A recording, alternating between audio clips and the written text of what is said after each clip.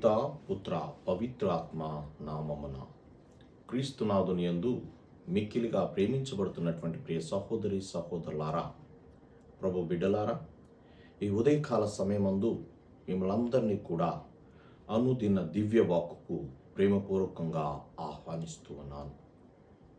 నేటి సువిశేష పట్టణాన్ని మనం ధ్యానించినట్లయితే శిష్యులు యేసు ప్రభుతో సంభాషించేటువంటి విధానాన్ని మనం ఒక్కసారి మనసులో పెట్టినట్లయితే శిష్యులు యేసు ప్రభుని ఏలియా గురించి అడుగుతూ ఉన్నారు.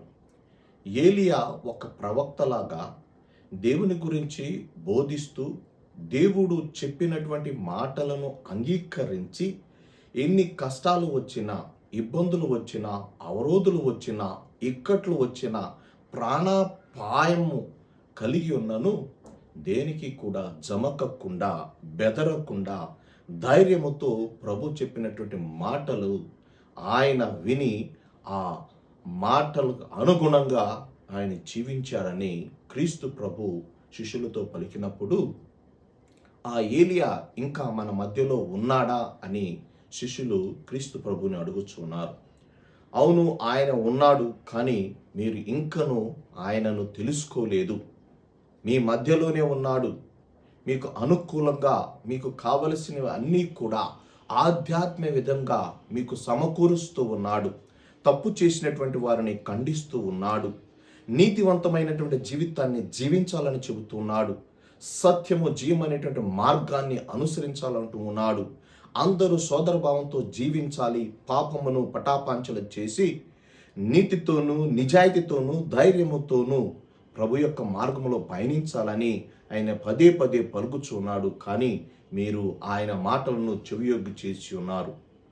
అంటే ఆయన మాటలు మీరు పట్టించుకోలేదని తెలియపరిచినప్పుడు ఈ మాటలు విన్నటువంటి శిష్యులు అవునా అని ఈ క్రీస్తు భగవానుడు తెలియపరిచేది, ఈ క్రీస్తు భగవానుడు మాకు చెప్పేది ఈ యొక్క స్నాపకుడకు యోహాను అని వారు గ్రహించి ఉన్నారు. ప్రియ సహోదరి సహోదరులారా, అదే కాకుండా మనిషి కుమారుడు కూడా అదే రీతిలో వచ్చి అనేకమైనటువంటి శ్రమలు అనుభవించి మనిషి పాపముల కొరకు ఆయన మరణాన్ని అనుభవించబోతున్నాడని కూడా వారికి ఇంకొక మాట వారి ముందు విసిరివేసి ఉన్నాడు.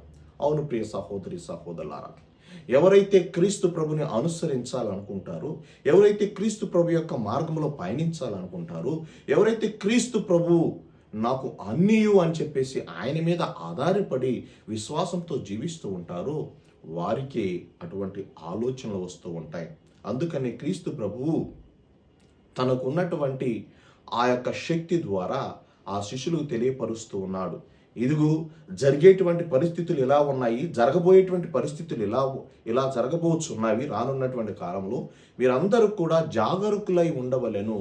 జాగరూకులంటే నీకై సంరక్షించుకోవటము సెల్ఫిస్తనంతో కాదు, స్వార్థతనంతో కాదు. కానీ ఇదిగో ఈ రాజ్యము శాశ్వతమైనటువంటి రాజ్యము కాదు, మన రాజ్యము పరలోక రాజ్యము. కనుక ఆ పరలోక రాజ్యాన్ని చేరటానికి ఈ భూలోకములో మనకిష్టమైనటువంటి రీతిలో మనం జీవిస్తే ఆ పరలోక భాగ్యాన్ని మనము పొందలేము. కనుక ఈ భూలోకములో ఉండి ఆ పరలోక రాజ్యాన్ని పొందాలి అంటే ఇదిగో ఈ ఏలియా చేసినట్లు, ఏలియా జీవించినట్లు, ఏలియా మాట్లాడినట్లు ఈ ప్రవక్త ప్రబోధనలు మీరు అంగీకరించి జీవించినట్లయితే ఆ పరలోక రాజ్యంలో వారసులు కాబోతారు అని నొక్కి వక్కాణించున్నారు.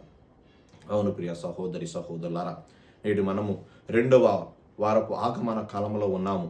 పరలోక రారాజు మనిషి అవతారం ఎత్తి మన మధ్యలోనికి రాబోచున్నాడు. కనుక ఆయనను స్వీకరించేటువంటి శక్తి సామర్థ్యాలు ప్రభు మనకు దయచేయాలని ప్రార్థన చేయాలి. ఆయన స్వీకరించేటువంటి శక్తి సామర్థ్యాలంటే మంచిగా తిని బలాఢ్యుడిగా ఉండటం కాదు.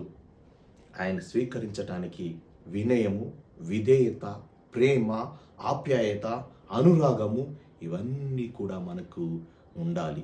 ఇవన్నీ కూడా మనలో ఉండాలి అంటే మనలో ఉన్నటువంటి ఈ పాపం అనేటువంటి ఆ చీకటి అంధకారాన్ని మనం తీసివేసి శక్తివంతమైనటువంటి ధైర్యవంతమైనటువంటి దేవుని వాక్యాన్ని పఠిస్తూ ఆ వాక్యానుసారంగా జీవించినట్లయితే దేవుడు మనకు అన్నీ కూడా సమకూరుస్తూ ఉంటాడు.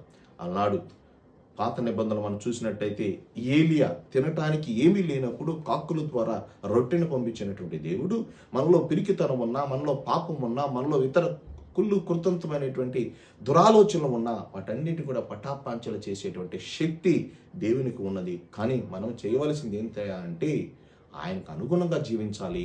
ఆయన బిడ్డలుగా మనము ఉండాలి. ఆయన బిడ్డలుగా మనము జీవించినట్లయితే ఆయన అనుగ్రహాలను 30 60 100 పొందుతామని చెప్పేసి ప్రభు మనకు వాగ్దానం చేస్తున్నాడు.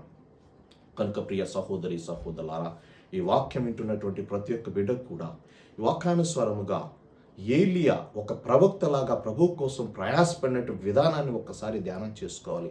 స్నాపకుడు యోహాను ప్రభు యొక్క మార్గాన్ని సిద్ధము చేయడానికి ఏ విధంగా తప్పించాడనేటువంటిది మనం ఒకసారి మన మనసులో నెమరు వేసుకుని మనము దేవుని యొక్క కృపను పొందటానికి మనం ఏ విధంగా ముందుకు వెళుతున్నాము, ఏ విధంగా మన జీవితాన్ని ప్రభుకు సమర్పిస్తున్నాము, మన జీవితాన్ని ప్రభుకు సమర్పిస్తున్నామా, మన జీవితాన్ని మన కుటుంబానికి సమర్పిస్తున్నామా, మన జీవితాన్ని ఈ ప్రపంచానికి సమర్పిస్తున్నామా, మన జీవితాన్ని ధనానికి సమర్పిస్తున్నామా, మన జీవితానికి ఈ హోదాలు అంతస్తులు ఈ చిటికలో మటుమాయమైనటువంటి ఈ ప్రపంచ ఆమోహాల కోసము మన జీవితాన్ని సమర్పిస్తున్నామా?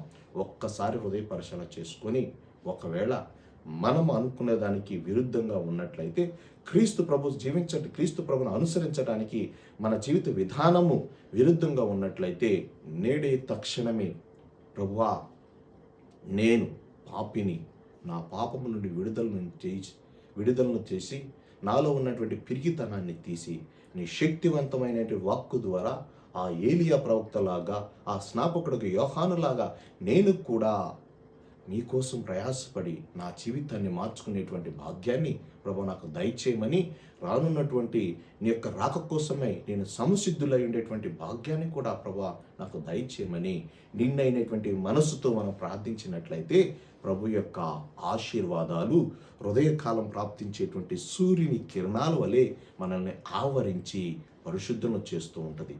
కనుక ప్రియ సహోదరి సహోదరులారా, ఈ వాక్యానుసారంగా మనం అందరము కూడా క్రీస్తు ప్రభు యొక్క బిడ్డలుగా మెలగటానికి, జీవించటానికి, ఆయన మార్గంలో పయనించటానికి కావలసినటువంటి దైవ భక్తిని, శక్తిని ప్రభు ప్రసాదించాలని ప్రత్యేకంగా మనం ప్రార్థన చేద్దాం.